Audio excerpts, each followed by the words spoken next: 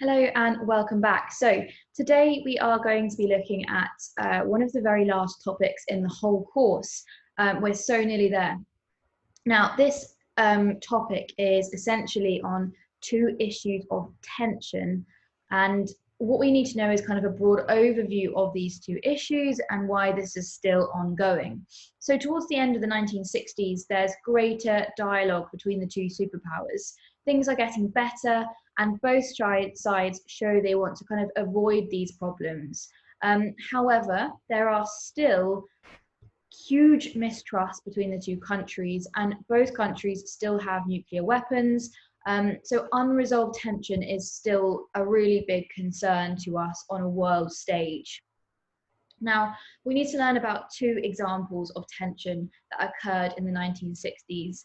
They're not very big case studies. It's not like the Prague Spring or the Hungarian uprising. They're small, but we do need to know that they exist. And neither side by this point wants to have tensions like the Cuban Missile Crisis again.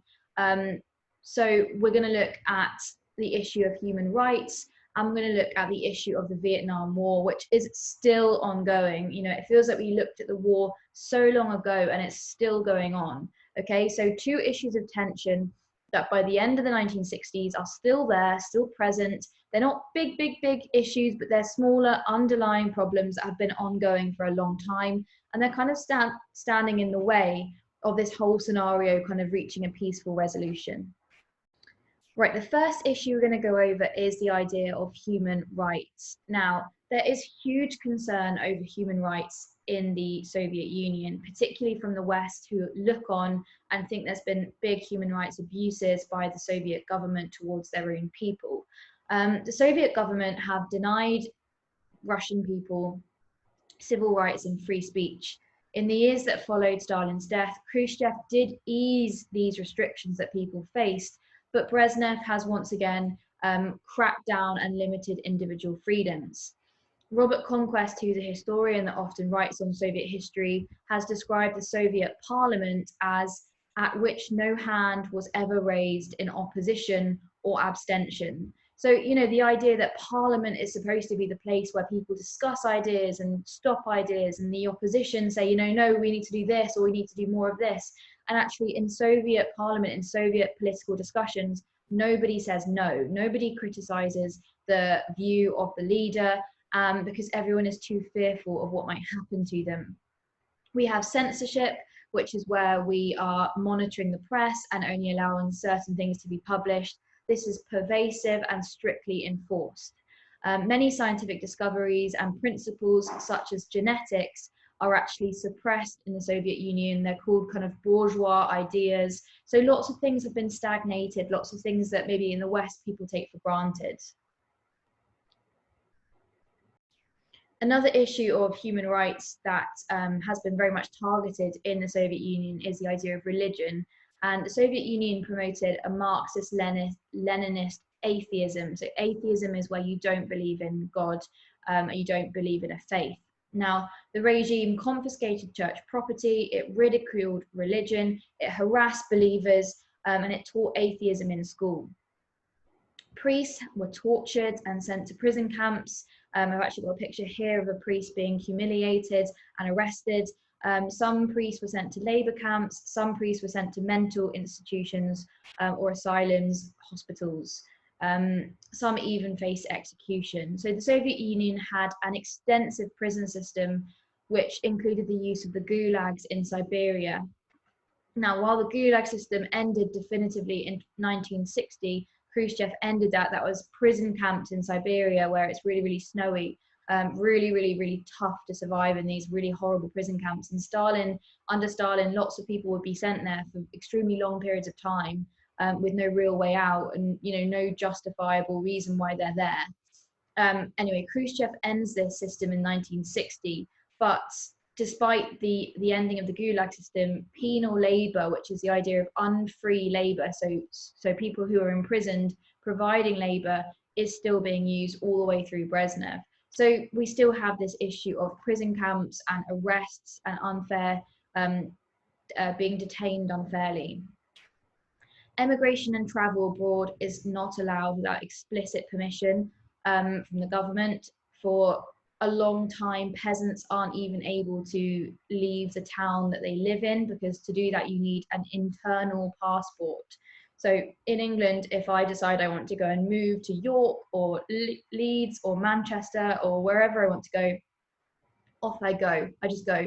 In Russia at this time, you weren't allowed to do that. You had to have an internal passport documentation allowing you to do that, and peasants don't have that. So they're literally tied to the land they live on. Now, we don't need to know a huge amount about Russian history, but about 100 years ago in the 1800s, peasants were tied to the land they lived on, and they had this big moment where they believed they were being freed and they were being liberated, and they weren't slaves anymore, essentially tied to the farm they worked on.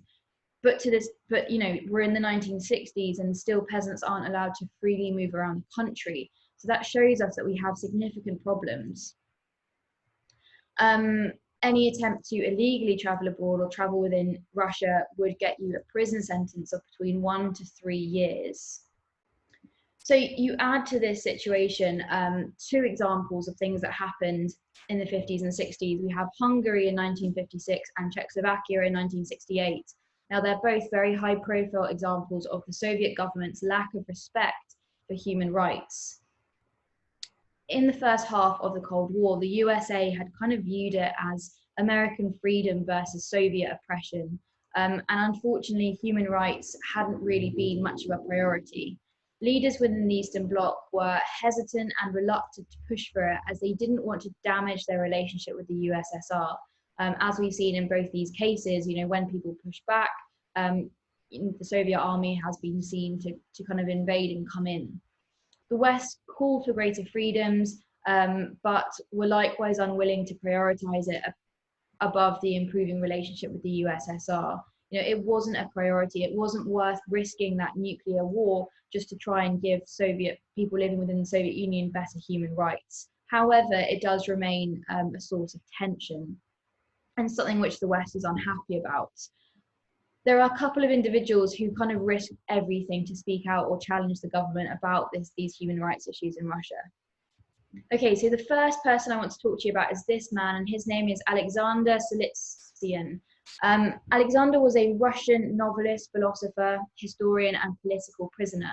He was an outspoken critic of the Soviet Union and communism, and played a very important role in raising global awareness of the Gulag labor camp system. He had served in the Soviet army during World War II and spent 8 years in a labor camp in the gulags after that. He then went into internal exile for criticizing Joseph Stalin. He was freed from exile in 1956 by Khrushchev. However, he published his book, The Gulag Archipelago, in 1973, which angered the authorities, and he lost his Soviet citizenship in 1974. He was flown to West Germany, and in 1976, he moved with his family to the United States. He was then awarded the Nobel Prize for Literature in 1970. His book, The Gulag Archipelago, was a highly influential work that sold tens of millions of copies and covered life in the Soviet forced labor camp system. He constructed the narrative through reports, interviews, statements, diaries, legal documents, along with his own experience as a Gulag prisoner. And it really was the first moment when the West's eyes were opened to what was really happening in kind of, bleak Siberia off in the corner of the Soviet Union, which nobody had really known about before. Okay, the second person that I want to talk about is this man, and his name is Andrei Sakharov, okay? And it's this man. Now, he was a Russian nuclear physicist and activist, and later he became an activist for disarmament, peace, and human rights. He was an advocate of civil liberties and civil reforms in the Soviet Union, for which he faced state persecution. Initially, he'd been involved in the development of the Soviet hydrogen bomb. He had also been the designer of the Soviet Union's RDS-37, which was a type of nuclear weapon. A larger variation of the design that he created the Tsar Bomber nuclear bomb in 1961, which actually turned out to be the most powerful nuclear device ever detonated. So he's a highly intelligent physicist, and he was hugely involved in the arms race in creating nuclear weapons so that the Soviet Union had parity, remember that word, which means, they were of equal status to America. By the late 1950s, he became concerned about the moral and political implications of his work and nuclear weapons. He played a key role in the 1963 Partial Test Ban Treaty that was signed in Moscow. So that treaty that was signed after the Cuban Missile Crisis, he was involved in. He was banned from research after he pushed for a trusting relationship with America over the development of the anti-ballistic missile defense system. So he wanted the Soviet Union to not have anti-ballistic missile defense systems because he said we should trust America. But he was heavily criticized for that by the Soviet government. You know, he was seen almost as a traitor. From this point, he assumed the role of an open and widely recognized dissident in Moscow. So dissident means somebody that doesn't agree with the state. He stood vigil outside closed courtrooms, wrote appeals on behalf of 200 prisoners, and continued to write essays about the need for democracy. He came under increasing pressure from the KGB. The KGB is the secret police force. He was eventually awarded the Nobel Peace Prize in 1975, but he wasn't allowed to leave the Soviet Union to go and collect this prize. Remember, to leave the Soviet Union, you had to have special permission. He wasn't granted it. He was then arrested in January 1980 following public protests against Soviet intervention in Afghanistan in 1979. So when we finish the course next week, we're going to have a look at what happened with Afghanistan. It's not actually in our course because our dates finished too early, but we will have a look at what happened. He was sent into internal exile and kept under Soviet surveillance between 1980 and 1986. He undergoes 2 hunger strikes whilst demanding permission for his wife to travel to the United States for heart surgery. She was being denied permission to leave the Soviet Union. Eventually, she is granted that permission. She does go to America to have this heart surgery. Both times he's forcibly fed while being hospitalized, and he's given an additional 5-year exile sentence. So there's 2 people there who risked everything, who risked death, being sent to the gulags, the labor camps, to be vocal about what they believe is right and what they believe is wrong.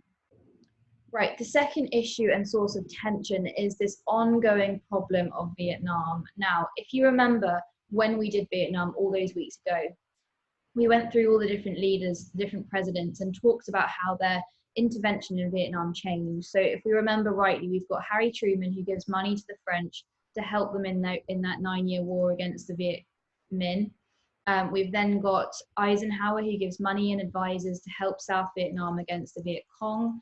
We go into Kennedy, who gives more, if I move out the way, Kennedy, who gives more advisors, and then finally Johnson, who sends American soldiers in.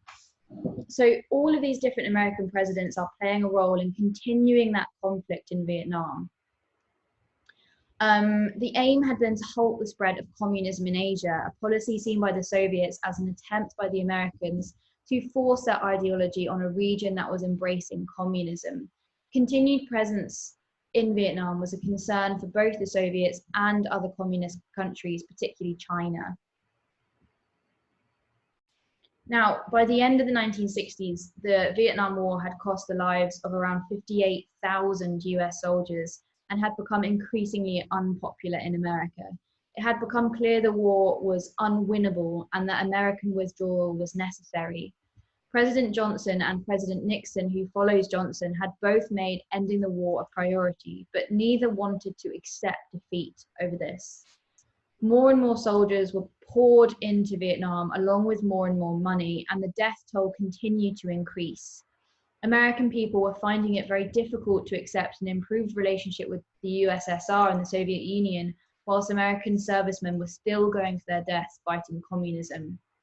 Now, the war eventually ended in 1973 when the USA withdrew her troops, and by 1975, the communists had gained control of the whole of Vietnam. So the whole thing essentially becomes redundant, complete waste of life and money. And that's one of the reasons why the Vietnam War is still so controversial in American history today.